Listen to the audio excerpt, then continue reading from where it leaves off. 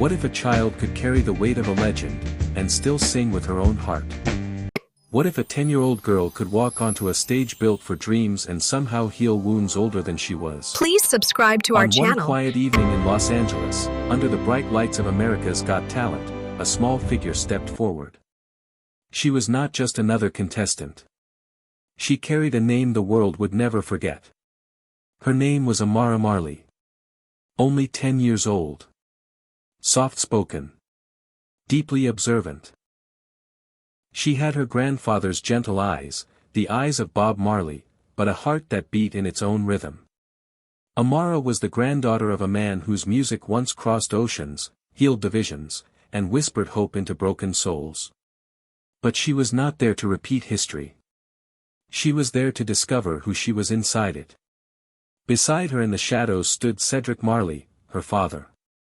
Protective. Calm. Carrying quiet pride mixed with silent fear. He knew the world could be kind.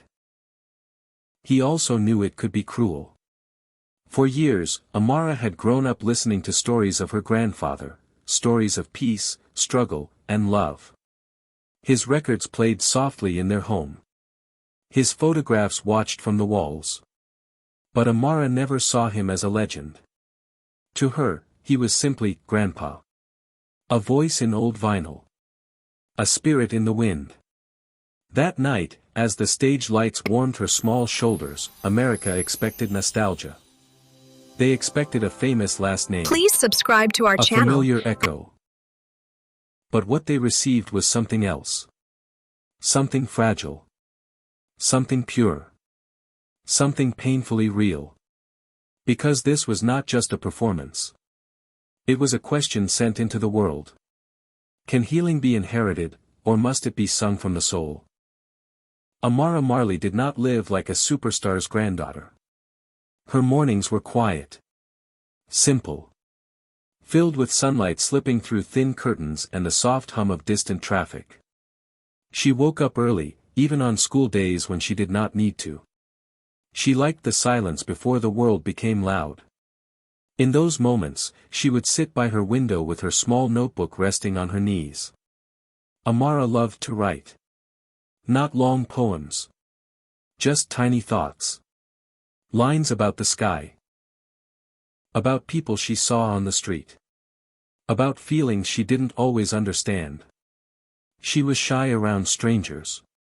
The kind of child who smiled softly instead of speaking loudly. At school, she kept to a small circle of friends. She listened more than she talked. Some classmates knew who her grandfather was.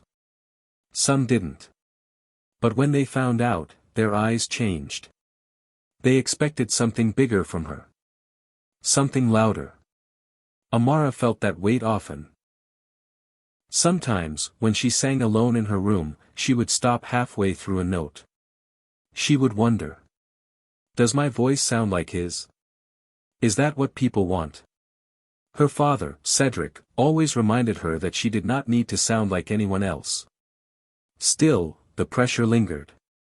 At night, when the house became still, Amara would sit near her grandfather's old guitar. She never touched it at first. She only stared at it. As if it held secrets she was not ready to unlock. She loved music deeply. But she feared comparison even more. There were days she felt proud of her name. And days she wished she could simply introduce herself as, just Amara. She wasn't chasing fame. She wasn't dreaming of applause. She only wanted one thing. To sing something that felt true. Something that belonged to her. But deep inside, she wondered if the world would ever let her be just a girl with a song, instead of a legend's shadow. The problem did not begin on a stage. It began in small, quiet moments. Moments when people didn't look at Amara, they looked through her. As if searching for someone else behind her eyes. At birthday parties, adults would kneel down and say her grandfather's name before saying hers. At school talent shows, teachers would whisper with excitement, expecting magic before she even sang a note. Every compliment felt heavy. Every expectation felt louder than applause. Amara began to notice something painful. No matter how softly she sang, people listened for echoes. They listened for Bob Marley. Not for her. One afternoon, after a small community performance, she overheard two strangers speaking. They said she was sweet. They said she had potential. But they also said she was trying to sound like him. The words followed her home. That night, she did not sing. She sat on her bed, staring at the ceiling, feeling something new inside her chest. Not anger. Not sadness alone. But confusion. Who was she without the legacy? Was she allowed to write her own melody? Or would every note always belong to the past? The deeper struggle wasn't fame. It was identity. She loved her grandfather's music.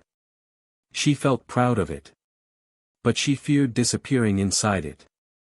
Sometimes she avoided singing in public altogether. She told her father she was tired. She said she needed a break. The truth was harder to admit. She was afraid. Afraid that no matter how honest her voice became, the world would always measure it against history. And slowly, the thing she loved most, music, began to feel like a mirror she could not escape. That was the moment her life quietly shifted. Because when a child begins to question her own voice, silence becomes the loudest struggle of all. The invitation arrived on an ordinary afternoon. A simple email. A quiet opportunity. An audition for America's Got Talent. Cedric read it twice before telling her. He did not rush. He did not push.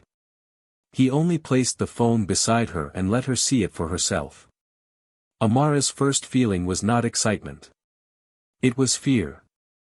A stage that large did not only bring lights. It brought expectations. It brought headlines. It brought her grandfather's name back into rooms she had never entered. For days, she said nothing. She walked past the old guitar in the living room without touching it. She avoided her notebook. The silence returned. But one night, something changed. A storm rolled across the city. Rain tapped against the windows in soft, restless rhythms. The power flickered. The house grew dim. With nothing but candlelight glowing in the corner, Amara finally picked up her grandfather's guitar. Her hands trembled. Not because of the weight of history, but because of the weight of doubt. She did not play one of his songs. She did not hum a familiar melody. Instead, she closed her eyes. And she sang about loneliness. She sang about standing in someone else's shadow. She sang about wanting to be seen.